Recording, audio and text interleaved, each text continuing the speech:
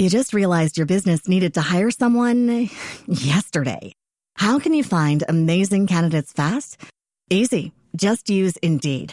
Stop struggling to get your job post seen on other job sites. With Indeed sponsored jobs, your post jumps to the top of the page for your relevant candidates, so you can reach the people you want faster. According to Indeed data, sponsored jobs posted directly on Indeed have 45% more applications than non-sponsored jobs. Don't wait any longer. Speed up your hiring right now with Indeed. And listeners of this show will get a $75 sponsored job credit to get your jobs more visibility at Indeed.com/PODKATZ13. Just go to Indeed.com/PODKATZ13 right now and support our show by saying you heard about Indeed on this podcast. Terms and conditions apply. Hiring? Indeed is all you need.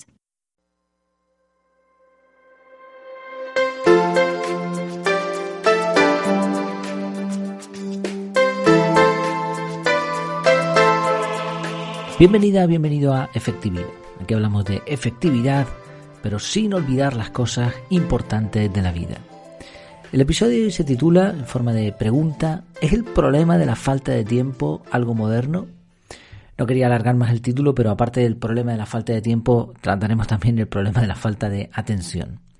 Y esta reflexión, que voy a extenderme un poquito en ella, viene a raíz de una reseña de un libro que se titula Cómo vivir con 24 horas al día, de Arnold Bennett. Es un libro que reseñé en el último episodio, así que te animo a echarle un vistazo, o una oreja, mejor dicho.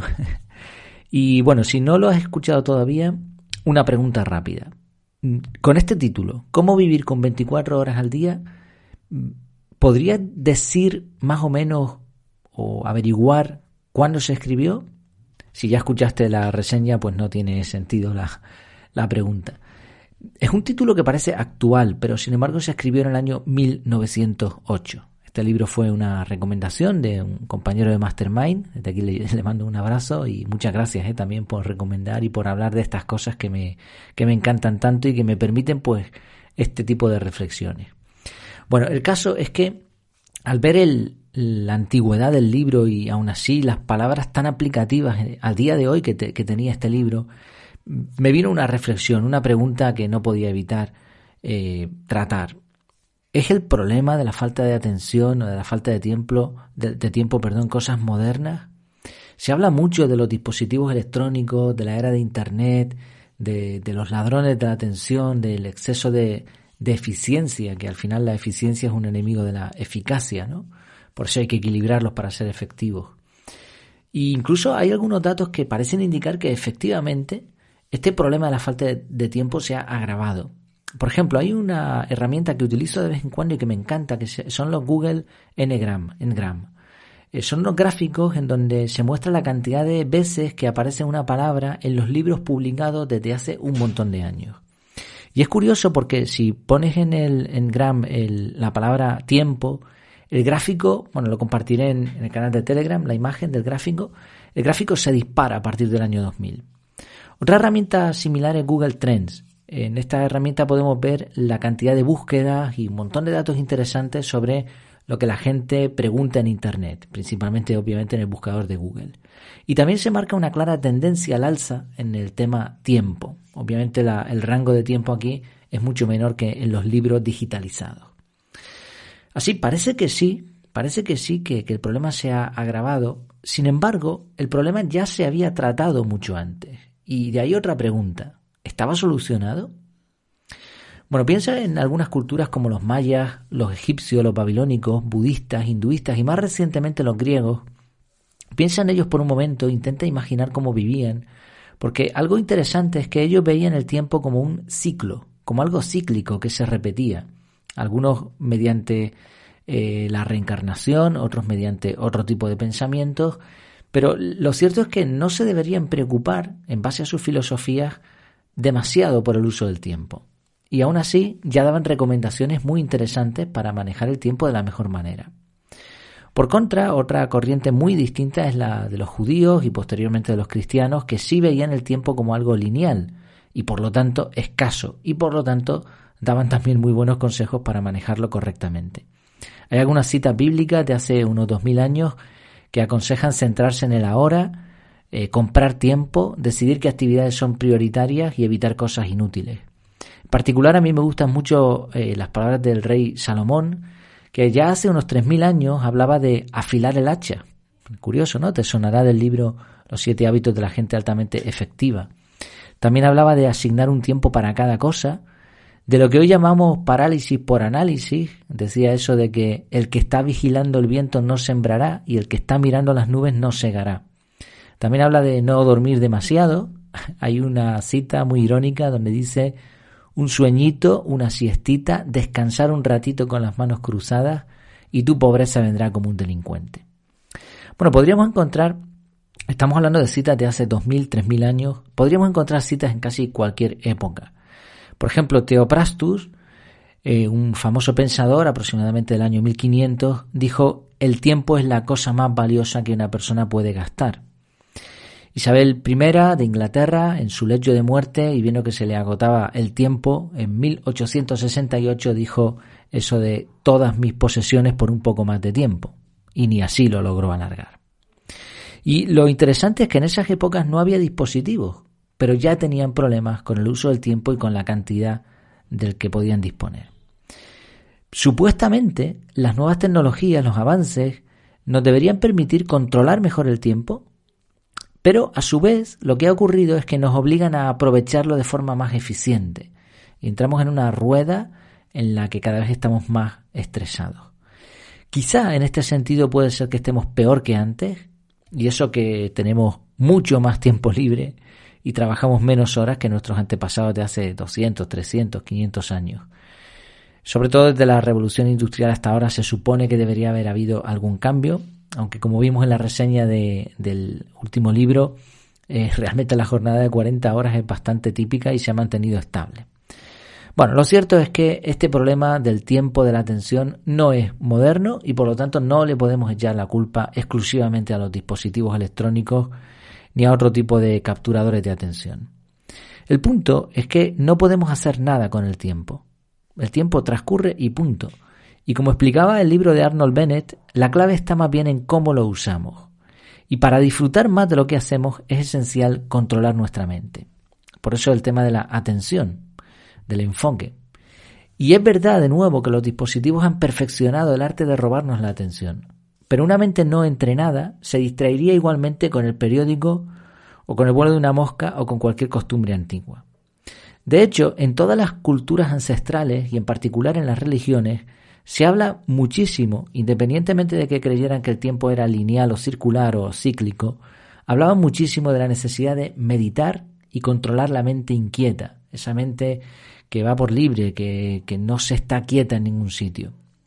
Incluso para ciertas corrientes filosóficas, el tema de la mente importa directamente en el tiempo, porque según algunos autores el tiempo no existe, sino que es un producto de nuestra mente. Spinoza, por ejemplo, en sus pensamientos metafísicos en 1663, define el tiempo como el modo de pensar la duración de las cosas. Ahora lo están llamando cronodiversidad, y es lo que explica que un aburrido discurso de 15 minutos te parezca eterno, pero una actividad alegre de unas cuantas horas en buena compañía se te pase volando. Newton, de forma estricta, explicó que el tiempo era lineal, de forma física. Einstein lo relativizó un poco más, pero aún así ambos coincidían en que el tiempo existe. Para mí, juntando la filosofía del tiempo, los diferentes tipos de pensamientos, lo que se ha explicado en la historia, el uso que el ser humano le ha dado, para mí el tiempo es algo lineal, evidentemente es algo físico, creo que es el movimiento atómico, lo puedes explicar con más o menos detalles, pero es ese movimiento, ese transcurrir de los átomos, de las células que nos va arrugando la piel día a día y que por mucha baba de caracol que nos pongamos no podemos hacer nada por evitar, cosa que yo no hago, por cierto. Ese movimiento atómico va haciendo que las cosas se muevan en el espacio, que vayamos avanzando, que nos vayamos haciendo mayores, etcétera. Es un movimiento lineal y por lo tanto creo que es totalmente visible, no creo que se pueda dudar de eso. Sí, se podría relativizar y matemáticamente parece ser que el tiempo se puede modificar de alguna manera, pero creo que eso sería en condiciones físicas muy diferentes a las que tiene el ser humano en el planeta Tierra. Por otro lado, la otra corriente, la del pensamiento sobre el tiempo, también me parece real, porque al final la percepción que tengamos sobre el tiempo varía mucho, depende de lo que estemos haciendo, de cómo lo estemos haciendo y de cómo controlemos nuestra mente. Así que hay dos caminos diferenciados. Uno, controlar el uso del tiempo. Tenemos un promedio de 80 años de vida por el momento, 24 horas al día. Esto no lo podemos modificar en promedio. Las 24 horas del día mientras vivamos son inamovibles. Por lo tanto, aquí lo único que podemos hacer es priorizar, decidir qué hacer y qué no hacer y planificar para ver cuándo es el mejor momento.